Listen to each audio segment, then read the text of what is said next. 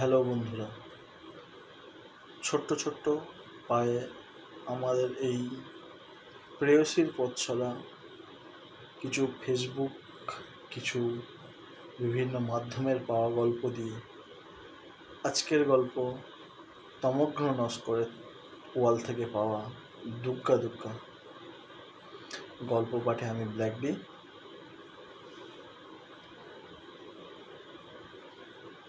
দুগ্গা দুগ্গা।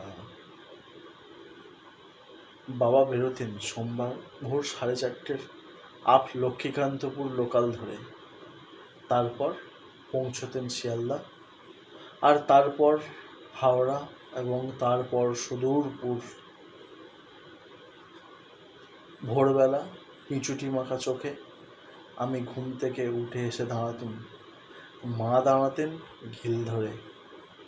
বাবা গম্ভীর মুখে জুতোটা পরতেন। বাবার ভারী মুখের চিবুক আর দাড়ির ভাঁজে টলটলে মন খারাপটা জমে থাকত। আমরা দাঁড়িয়ে দেখতাম। সদ্য দাড়ি কাটা গালে ওল্ড স্পাইস গন্ধ ঢাকতে পারত না বাবার ক্লান্তির টক গন্ধটাকে। টিং টং গেট খুলে যেত। পাড়ার কুকুরগুলো উৎসুক মুখে মুখ তুলে তাকাত, তারপর আবার এলিয়ে যেত।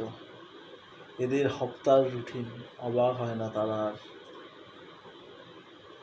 মচ মচ মচ মচ। বাবার মোকাসিনেটা মচ মচ মচ মচ। বাবার মোকাসিনেটা শব্দ তুলে মিলে যেত স্টেশন রোডের দিকে। মা ছেলে আমরা গড় ঠুকতাম, দুগ্গা দুগ্গা দুগ্গা দুগ্গা।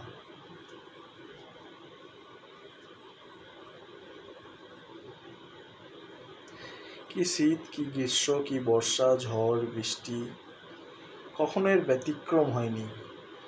মানুষটা একের পর এক বদলি, প্রমোশন নিয়ে গেছেন সন্তানকে একটু ভালো রাখার জন্য।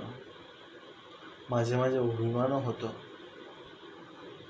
তারপর সময় এলো, সেই একই ট্রেন, একই সময়, দৃশ্য বদলালো। ভদ্রলোক এখন আর বাড়ি থাকেন না। তারপর সময় এলো, সেই একই ট্রেন, তারপর সময় এলো, সেই একই ট্রেন, একই সময়, দৃশ্যটাই শুধু বদলালো। ভদ্রলোক এখন বাড়িতে থাকেন, স্বামী স্ত্রী গিল ধরে দেখেন। তবে ছেলে আমি আর এখন পিছুটি মাখা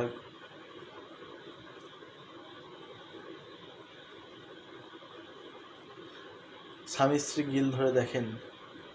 তবে আমি ছেলে এখন আর পিছুটি মাখা চোখে গিল ধরে মন খারাপ করে দাঁড়িয়ে থাকি না।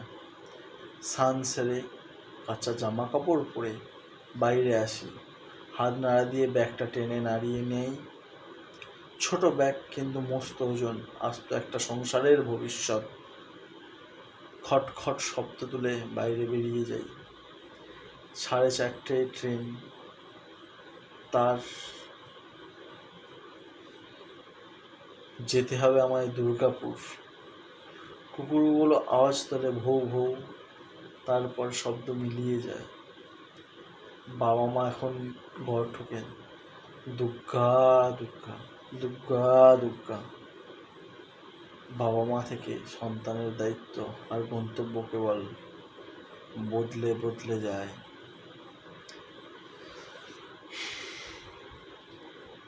বাবা মা থেকে সন্তানের দায়িত্ব আর গন্তব্য কেবল বদলে বদলে যায়। বাড়ি সেই একই থাকে, দেরাজের ভিতরে থরে থরে জমে থাকে ক্লান্তি, ক্লান্তি নয়, কাঁঠালের আমসত্ব। বাঙালির যাত্রাকালের শাশ্বত আবেগের চিহ্ন শুধু জেগে রন এই কেবল দুগ্গা দুগ্গা দুগ্গা দুগ্গা এই শব্দ। নমস্কার, ধন্যবাদ। যদি ভালো লাগে লাইক, শেয়ার এবং সাবস্ক্রাইব করে দেবেন। Thank you.